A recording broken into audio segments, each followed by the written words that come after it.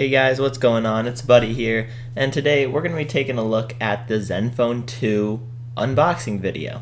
So as you can see, there's a little plastic wrap over the entire thing, and it's kind of small box, but I mean most smartphones are nowadays because they got to conserve the packaging and nobody needs a big huge box for a phone. So after you take off this shrink wrap, it looks like there's a little arrow to let you know to pull right here. And it's a little tough to pull because it's wedged in there, but then once you get it out, you're met with the phone just right there on top. These little holes on the top are now hollow, I guess, and it looks pretty nice. It has a little plastic wrap over the top, and it tells you a little bit about the phone on top of it, like the full HD, the camera, the Zen UI, etc. So it's pretty big in your hand, but let's take a better look at it and get this shrink wrap off.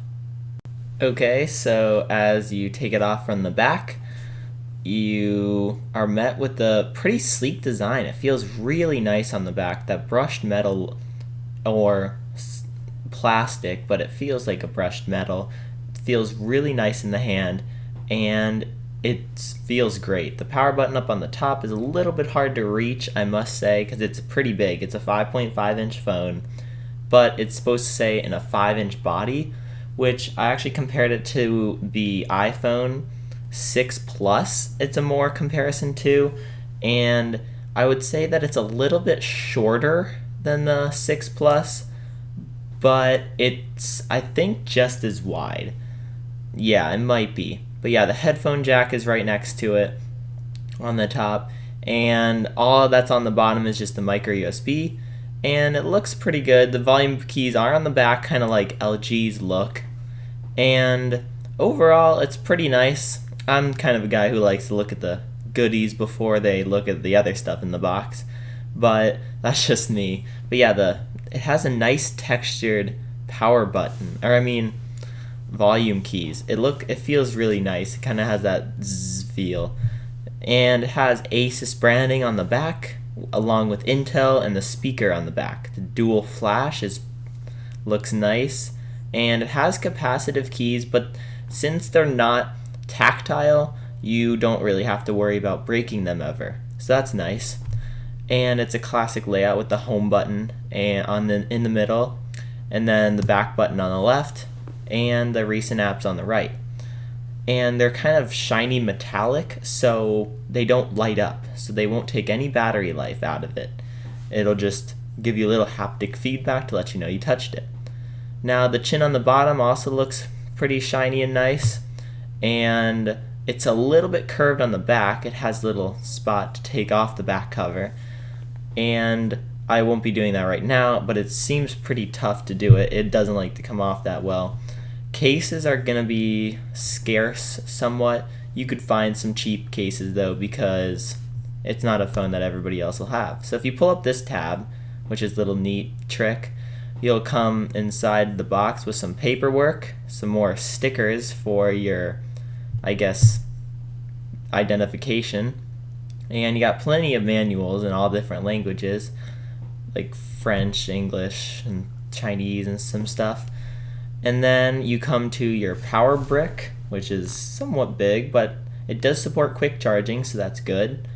And then the cable. And from the looks of it, the cable looks somewhat small. I guess that would help with the quick charging though, because it'll be able to go through the wire faster into your phone, but that just means you won't be able to hold it farther away from the outlet if you wanted to use it during that. So we'll be testing all these capabilities though in the full review. Hopefully you guys liked this unboxing video, and let's do a little bit of a first impressions actually of the software. I'm kind of a guy who likes to actually look at the boot up of the phone, so let's take a look at this boot up. So you got Asus and their motto, and it's powered by Android on the bottom, and it kind of has a neat little boot up, I guess, showing Intel on the bottom, and then it just loads right up. I'm pretty sure it should. And so far, if this loads up fast, it doesn't really take that much time to load up. Wow, yeah, that's pretty quick. So here's the welcome screen, and I guess we'll run through a little bit of this pretty quickly. I mean, it's pretty obvious of what you do. Select your language, and then your network. Now, this is an interesting feature that Asus put in, and it allows you to transfer all your data from your old phone to your new phone, and it goes through Bluetooth. Now, if you have a device that's older than about, I think, 3 years-ish, then you won't be able to do this. Just letting you know. And then it'll have you sign in with your Google account to transfer all your data over. It will make you sign up for all the Asus services. So just letting you know, I just signed up for them because why not? And you can get involved with the community and get updates and such, and get some storage on their online storage.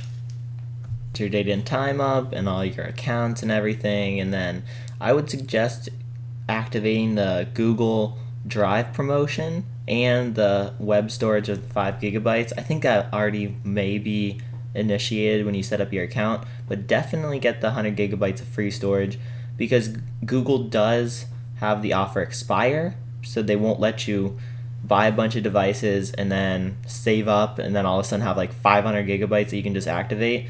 So make sure you activate it right away, and then I'll have you go through Google services. Make sure you uncheck the box that I unchecked. It'll make sure that that your location won't be checked even when Wi-Fi is off or running, and it'll help save a lot of battery life.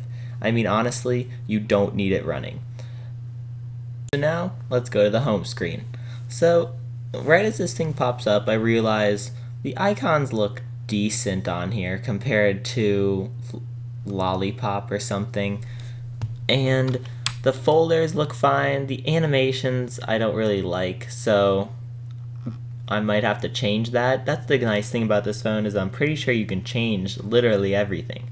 Ships about with 40% battery, and it's pretty snappy from my first impressions of it. Comes with all the Google apps pre-installed. Asus added a lot of apps, except I'm pretty sure you can uninstall them as well.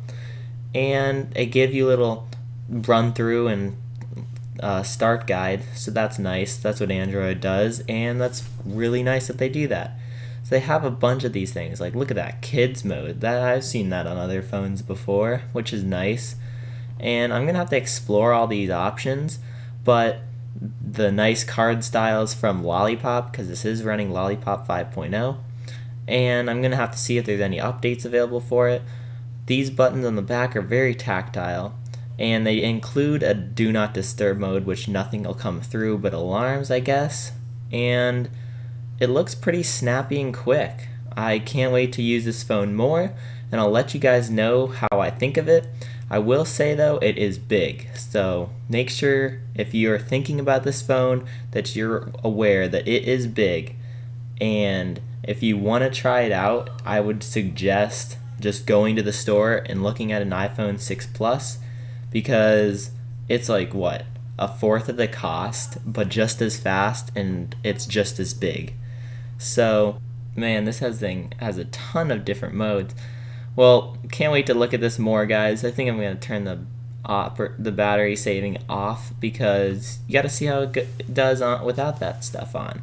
So, I'll see you in the full review, guys. Be aware that that will be coming, and check back to this channel. If you don't want to miss it, you should subscribe, like, and comment if you have any questions about it. This phone is $300 for the 4 gigabyte version, and I will see you guys in the next video.